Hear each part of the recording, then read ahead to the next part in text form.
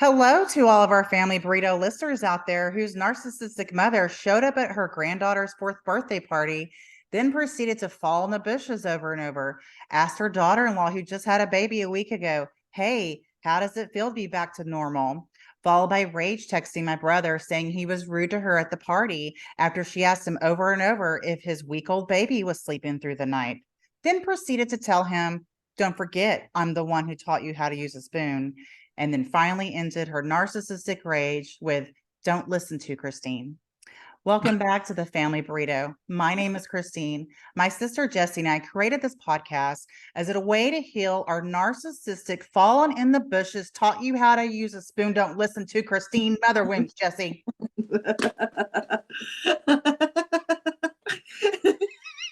I get so laughing.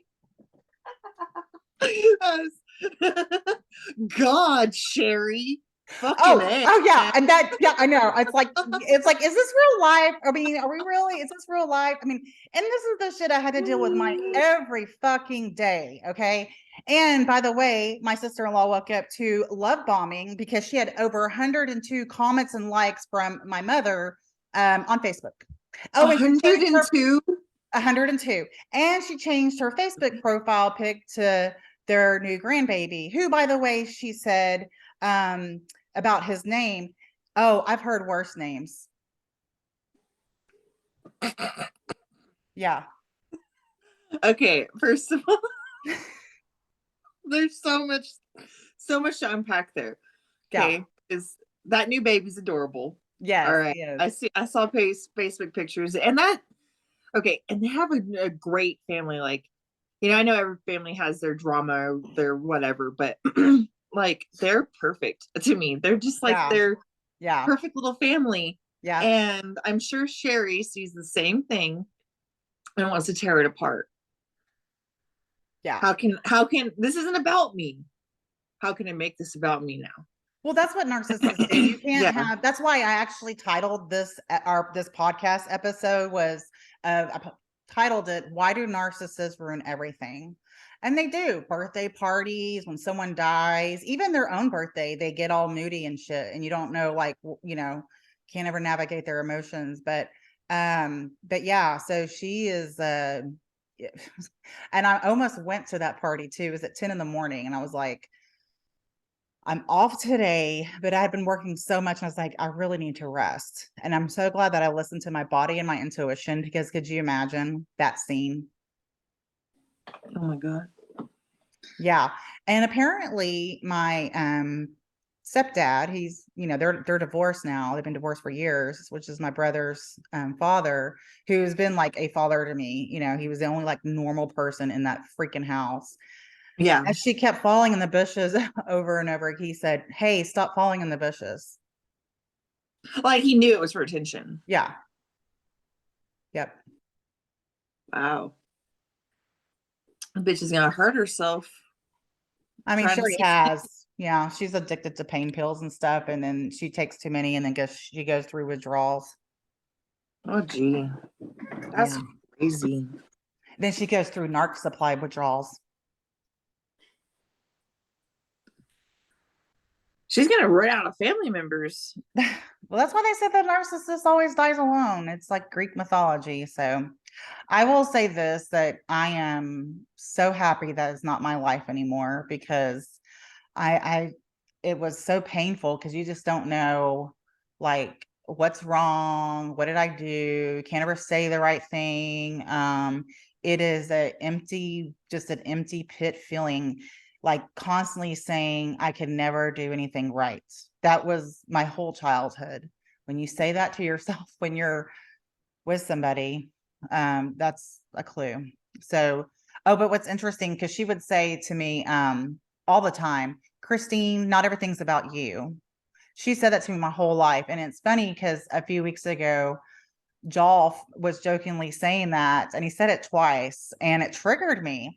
And I was telling him today, "Hey, yeah, don't say that anymore." Actually, I told him the other day, I was like, "Don't say that anymore."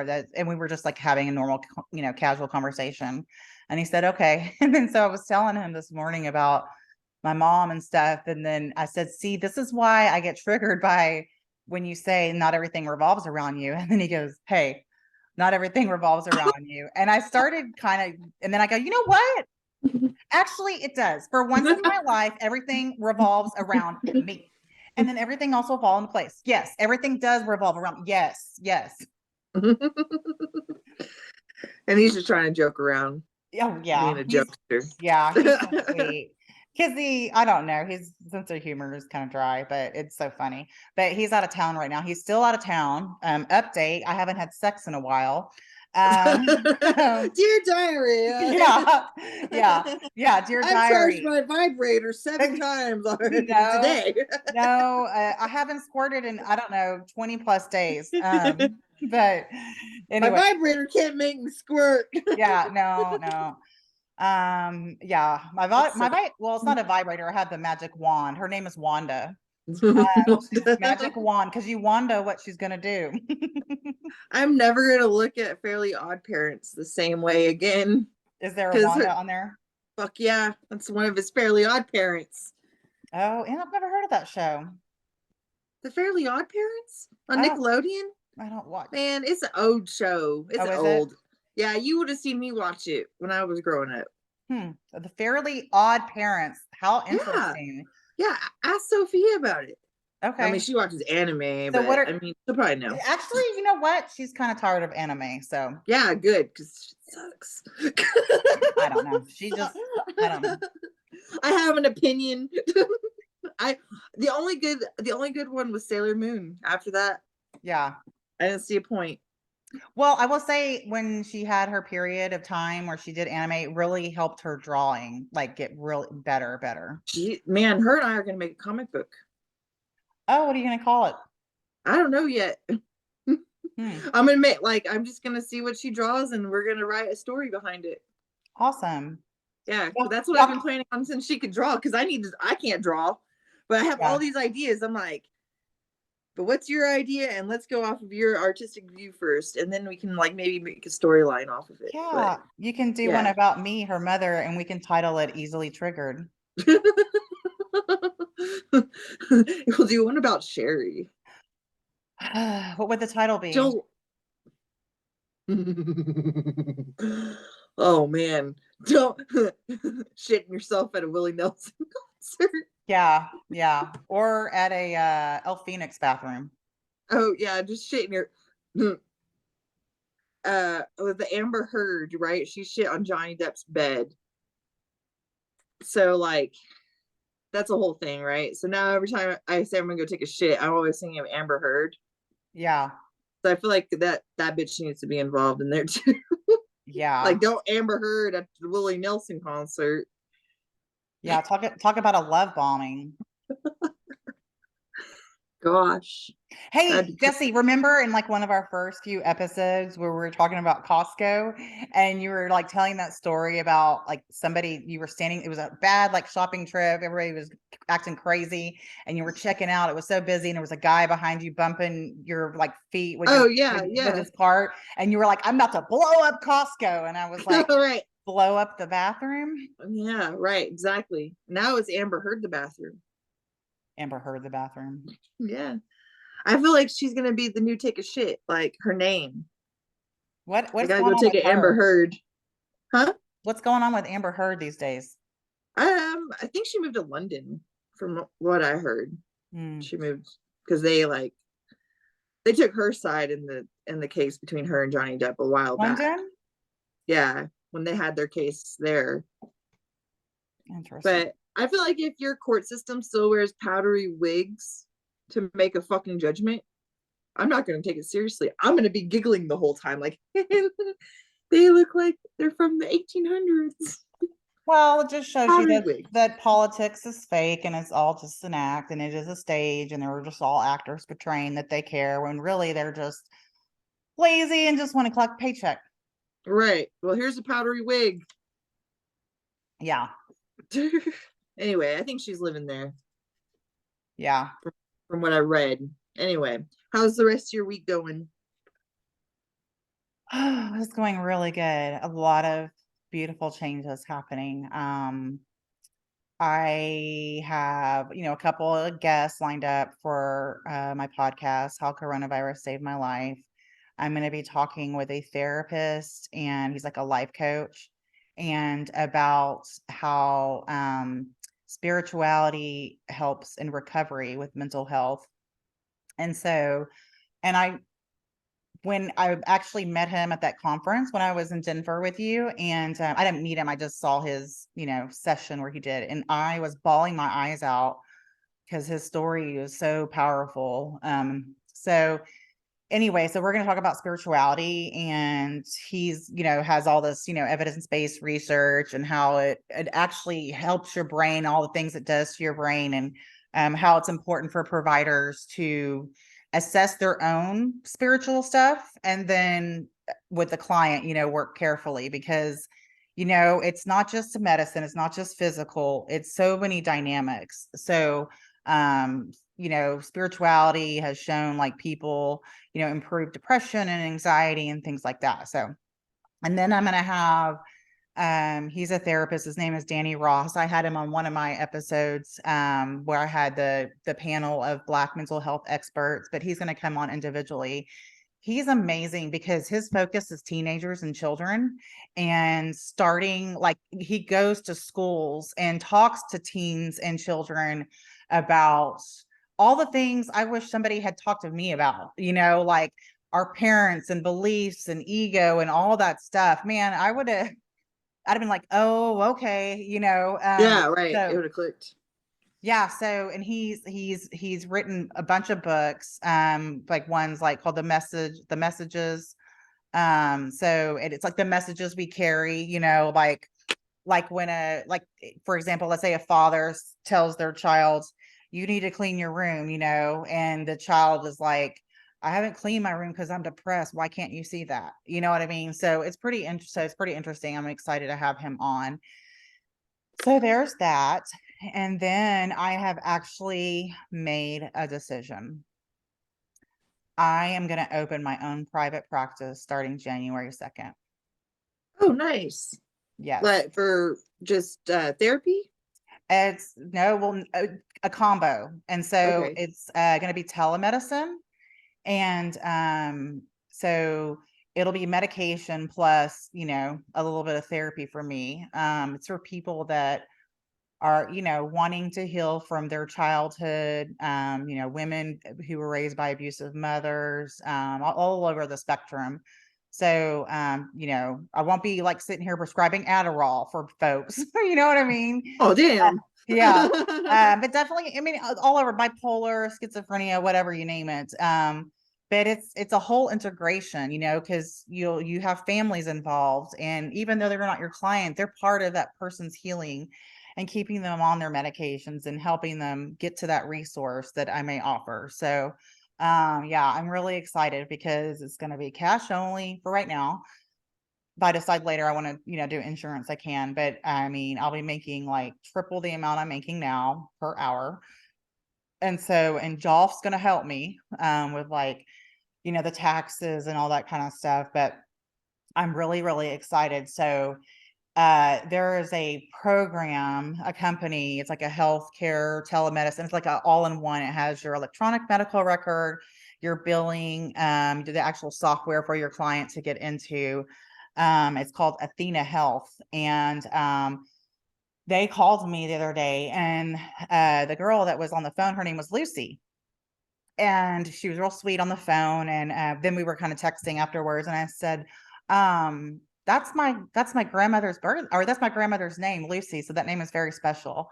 And she goes, yeah, it's a special name. So we're kind of talking back and forth. So she sent me an email, Jolf and I, an email, about our meeting that we're going to have on Wednesday. And I go and look as I'm scrolling through, I go and look. This company is in Atlanta, Georgia, and on the same street that our grandfather lived on. Oh, wow. That's crazy. Yeah. Yep. Yep. Yep. So I was like, wow, because his address was 957 Ponce de Leon. Atlanta, Georgia, and there's a 657. So like the 6 and the 9 are just reversed. Oh wow. That's crazy, girl. Yeah, and it's interesting because the day before I was like, okay, spirit guides, I need help. Show me, because I've been so frustrated at work because I spend my entire day like checking off all these boxes for all these entities to keep a hospital open. And I'm tired of it because I want to talk to clients, and I basically have to sacrifice my time to have these conversations with clients who can't, they're on their 5th antidepressant that's not working. And so the more we like change their meds, you're just creating treatment resistant depression, number one. And right.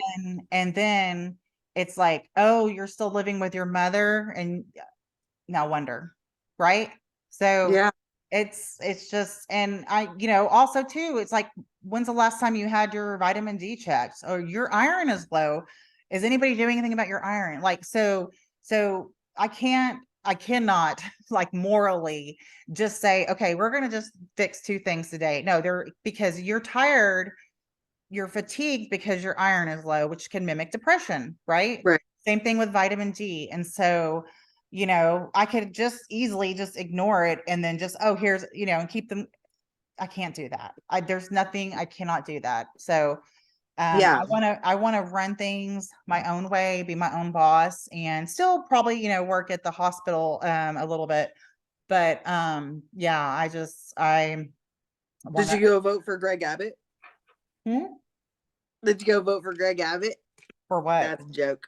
Because aren't y'all voting for the governor? Oh, I think y'all are voting for the governor. I don't know. Oh my God, that just reminded me. Oh my God. You should go vote, dude. No, I just remembered. Oh my God, oh my God, oh my God. Oh my God. Did I talk about this on the podcast? What, voting? No, no, no, Or how no, you no, no, suck no, at it? no. No. Jeff and I were laying in bed one night, and oh my God. I guess not, because I don't know what the fuck. He was basically like playing with my nipple and making me recall like uh historical figures. He was like, "He's the governor of Texas," and he was like, and I can't think because I'm like orgasmic, and I'm like, "He's the one in the wheelchair, the one in the Rick Perry." No, he's the guy in the wheelchair. What's the guy in the wheelchair? And he's like, he won't. He's like relentless, like. That's Yeah, fucked up, first of all. yeah, it's That's fun. real fucked It's up. fun. It's fun. And then second of all, yeah, the guy in the wheelchair. Did I tell you about how he got in a wheelchair? Didn't a tree fall on him? Yeah, like randomly while he was on a run. Like nobody was in the tree, nobody was fucking with the tree. The universe just said, "Fuck you." The universe said, "I'm about to snap." um, your spine. And then no, but that's the thing with that motherfucker. I really don't like him. He makes, I mean, most Southern Republicans make Republicans look like horrible people.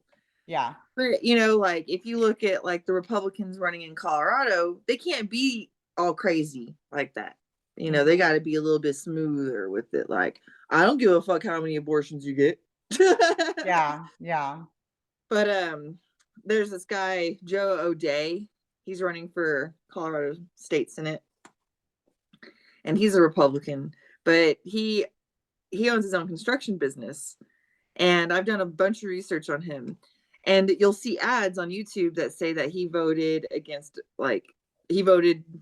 abortion rights, right? Mm-hmm. He's never been a fucking politician. He's a CEO of a construction company. This is his first like bow into politics, is running for Colorado State Senate. And they're trying to say he voted against something. I'm like, this is the dumb shit. People don't do research. He so means, they're not the 6 degrees of Kevin Bacon. He voted for this person who voted against it, Jesse. Because that's how you get away with the lies, right? It's ridiculous. Yeah. And I'm like, because if you try to do any research on him doing like voting against it or whatever, you can't find it because it doesn't exist. Yeah. And then I don't know. I'm just like, can we wake the fuck up? But yeah, I finally turned in my ballot. Mm. Yeah. What is it? Oh, it's October. I have November. What is it? November what? 7th. Oh, 7th. Okay. Yeah, I do. I always vote at the last minute. I don't know why. Yeah, Um, just please don't vote for Abbott. I would even vote for that motherfucker yeah, no, Beto. I'm not voting for him. It's You're not so gonna vote for Beto either? it's He's a crazy. I mean, crybaby. the things what blows my okay, this is why politics is like just theater. He sits there and Greg Abbott, the guy in the wheelchair. Yeah. I can remember his name if someone's not twisting my nipple. But anyways, he talks about like, oh, the border, we got to secure our border from all those Mexicans, and his wife is Mexican. It's the weirdest thing. It's just Yeah, so but and then strange. Beto is a baby, right? Like, because when that school shooting happened in Texas, Beto came in screaming at Abbott, like, "Roar," and I'm just like, and he made it all about himself. He apologized the next day, but he still made it all about himself. A Mhm. fucking school shooting. Yeah. Well, so here's the thing. There's this podcast. It's called Dynamic Healing. And one of the co-hosts was on my podcast, Dr. Les Aria, and talking about whenever we're triggered in our environment, our first reaction, we use the primitive part of our brain. Yeah. And then that's why he says do that 90-second corrective. So he was using his primitive part of his brain, Jesse. I get it. And then that's why he apologized the next day. But that's how I just looked at it. I'm like, you're just a big baby. And if you cared about Texas, you wouldn't go in with this like stance against guns so harshly in Texas. Like Mhm. that's retarded. Well, you got to meet people where they're at. And Right. Texans have been conditioned to believe that their guns are their right and that that's got to they And that got the to have their government can take them away. yeah. And so which has been created by politics and media, Right. mostly media, has created this whole divide thing on the whole gun thing. So you have people conditioned to believe that every Democrat politician is going to come take their gun, which Right. has not happened. Okay, has It's never not happened. going to. And Yeah. so it's just this whole and it's an illusion. It's not even real. Like it's Yeah. not even real. Because we can come up with 10 solutions on how to avoid a shooting at a place, right? Like if if you have a kid in at school like you do, right? And you're like, you feel a little uneasy, you would get together with the parents at that school and try to figure out a way to avoid that from happening, right? Like you don't just sit around and wait for the government to figure it out. But in this Yeah. case, we do. We're like, oh, it keeps happening. I mean, this happened before Columbine, right? But Yeah. Columbine was like the first one where the cops just stood there and did nothing and just let Yeah, were kids. they so now that kind of I see things from a different perspective, I'm like, were they in freeze mode? They fight or flight, right? So there's different levels of it: freeze, fawn, fight, flight, whatever.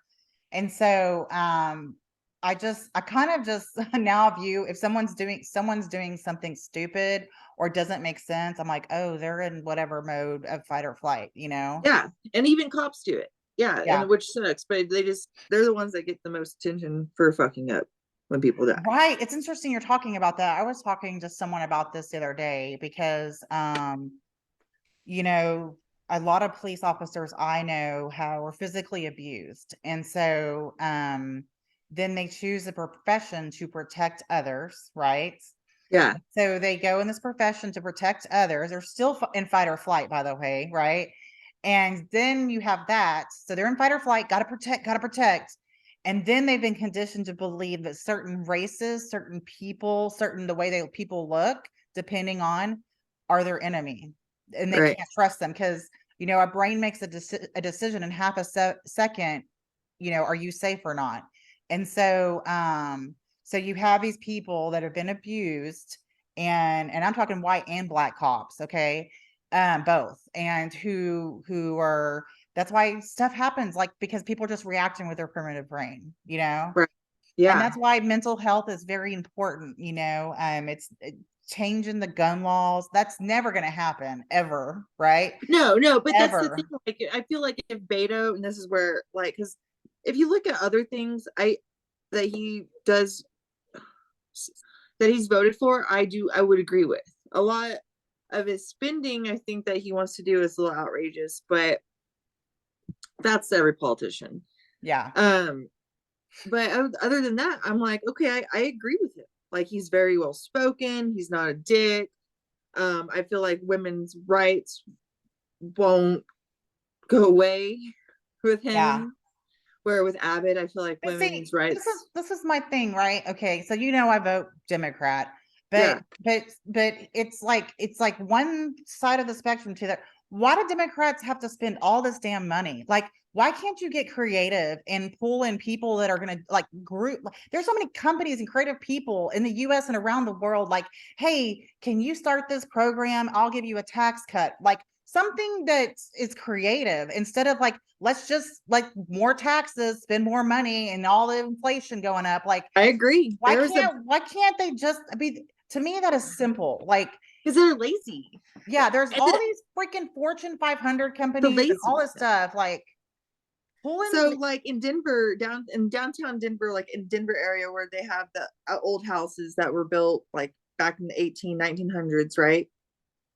These sidewalks have to be maintained, but they're all individually maintained by the house owner, right? Like the sidewalk is for basically downtown Denver. And so all the sidewalks are super uneven, and it's all chaotic, and it's all a mess. Well, on the ballot this year, it was saying how about we tax the homeowners and business owners in that area to fix the sidewalks, the city. I'm like, dude, seriously, how about you take all the damn weed money you be getting, motherfuckers, and do something with that instead of taking away from the motherfucker that can barely afford his house in the first place. Like, and a small business owner who barely can keep his fucking business running. Like, how about you focus on you made a drug legal. Use that. And see, I'm thinking right now, I'm like, how about somebody that owns a company that does that, and maybe get a group of teens or something to teach someone how to do that. And there's many possibilities. Like, everything is money. And that's the thing, is like, either we're going to, take take your money or take your guns. That's like what it boils down to. Republican and Democrat, take your money or take your guns. Like, it's just crazy. It's just ridiculous, Jessie. And that's one of the ways Dad always described Republicans and Democrats to me. He was like, Democrats just want to take your money and your guns, and Republicans want you to read the Bible and go to church and have your gun on top of your Bible. Yeah, and don't have sex. And it doesn't count if you're wearing a condom. Oh, God. Who wears a condom? Just kidding.